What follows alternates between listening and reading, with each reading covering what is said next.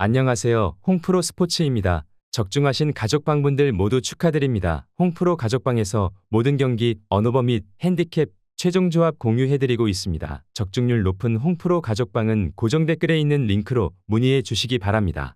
10월 13일 KBO, KBL, J리그 총 4경기 분석 시작하겠습니다. 첫 번째로 삼성 대 LG 경기 알아보겠습니다. 먼저 삼성은 레이스가 선발로 나선다. 레이스는 코너가 부상으로 인해 엔트리에서 제외된 삼성의 1선발로 포스트 시즌에 나선다. 다승왕인 원태인의 출전도 점쳐졌지만 그가 나서게 됐다. 이번 시즌 부상으로 인해 한 달 정도 빠진 시기도 있었지만 초반 부진을 딛고 일어나 삼성의 2위에 큰 역할을 했다. 삼진 능력은 아쉬웠지만 공격적인 피칭으로 볼넷 허용이 적었기에 위기 상황은 많지 않았다. 이어서 LG는 최원태가 선발로 나선다. 최원태는 로테이션 순번에 따라 플레이오프 1차전에 나서게 됐다. 염경엽 감독이 준 플레이오프 5차전 상황에 이미 선발로 낙점했다. 피칭 스타일상 불펜에서 나오는 게 어렵다는 판단도 있었다. 삼성 상대로는 특히 강했는데 이번 시즌 2경기에 등판해 1승을 기록 중이고 피안타율이 1할 4푼대에 불과했다. 삼성은 이승현이 복귀해 3선발로 나설 것으로 보이기에 불펜이 아쉽다. 오승환은 9위 저하로 엔트리에서 제외됐고 최지강의 부상 공백도 있다. 홍창기와 신민재 등 꾸준하게 준 플레이오프에서 활약한 테이블 세터가 레이스를 초반 공략할 경우 의외로 원사이드한 경기가 될 수 있다. 삼성에 강했던 최원태가 나서고 김진성과 함덕주, 에르난데스 등이 불펜을 책임질 LG가 KT전 승리의 기세를 이어갈 것이다. LG 승리를 추천합니다. 두 번째로 원주 DB 대 KT 손익붐 경기 알아보겠습니다. 먼저 DB는 전날 모비스와의 컵 대회 4강전에서 승리하며 결승에 진출한 상황이다. 전반에 15점 차 리드를 잡았지만 후반에 대추격을 당하는 과정과 오누아쿠가 단 9득점에 그쳤을 만큼 득점이 원활치 못했다는 점은 아쉬웠다. 하지만 김종규와 오누아쿠의 합이 상당히 괜찮았고 김훈과 이윤수, 이용우 등 벤치 자원들이 역할을 상당히 열심히 해줬다. 또한 김시래가 13분 좀 넘게 뛰면서 임팩트를 남긴 점과 이관희와 알바노가 백코트를 상당히 잘 흔들어준 점은 박수받을 만했다고 본다. 이어서 KT 손익붐은 전날 가스공사와의 컵 대회 4강전에서 승리하며 결승에 올랐다. 허운이 부진한 모습을 보였음에도 타이트한 수비력을 자랑하며 후반에 단 25실점만 내어준 과정 자체가 상당히 인상적이었다. 올 시즌 하드콜의 최대 수혜팀 다운 퍼포먼스를 보여줬다. 다만 허운이 부진하자 볼 핸들링을 문정현에게 넘기는 장면은 아쉬움이 컸다. 결과가 중요하다 보니 송영진 감독이 그랬던 듯한데 허운이 안 되면 최창진 등 세컨 유닛에 기회를 줬어야 했다. 그리고 KBL이 올 시즌부터 하드콜에 들어가다 보니 KT가 수비에 신이 난 듯한데 이 때문일까? 3점 공격의 힘은 꽤 빠진 모습이다. DB는 허운을 봉쇄하면 된다는 생각을 가질 게 뻔하다.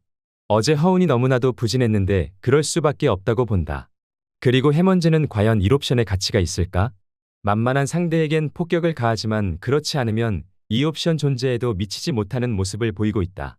그런데 오늘 상대는 허슬 수비가 되며 오누아쿠와 김종규가 버티는 DB다.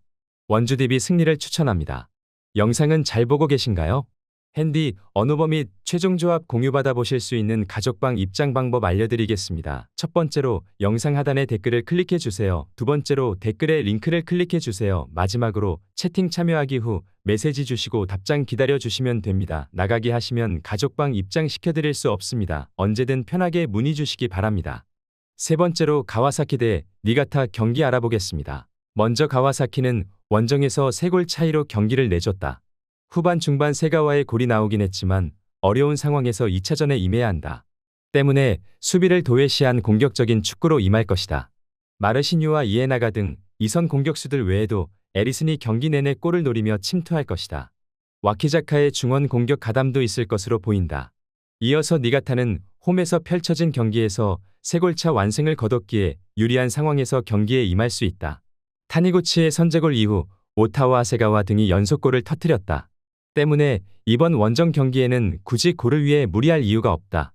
역습에 임할 타니고치 정도를 제외한 선수들이 확실하게 라인을 내릴 것으로 보인다. 니가타는 경기 내내 하프라인을 넘지 않는 수비적 운영으로 임할 것이다. 그러나 홈의 이점을 살릴 수 있고 에리슨과 마르시뉴가 경기 내내 문전 침투로 기회를 만들 홈팀이 승리를 가져갈 수 있을 것이다. 가와사키 승리를 추천합니다. 네 번째로 나고야 대 요코하마 마리노스 경기 알아보겠습니다. 먼저 나고야는 원정에서 열린 1차전에서 시야시의 선제골 이후 미쿠니와 야마기시의 연속골이 나오며 승리했다. 어려운 상대를 원정에서 만났기에 고전이 예상됐지만 전반 초반 빠르게 나온 선제골이 컸다. 때문에 유리한 상황에서 나서는 이번 경기고 조금 더 여유롭게 경기에 임할 수 있는 상황이다. 이어서 마리노스는 홈에서 2골차 패배를 당했다. 때문에 이번 원정에서 3골차 승리를 따내야 리그컵 결승으로 갈 수 있고 공격적으로 골을 노려야 한다.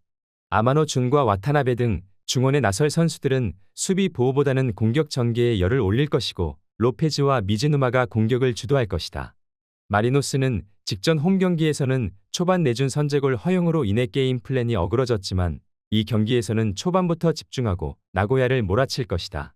마테우스 얀과 에우베르의 측면 지원 속에 로페즈가 문전 앞에서 해결할 마리노스가 승리할 것이다. 요코하마 마리노스 승리를 추천합니다.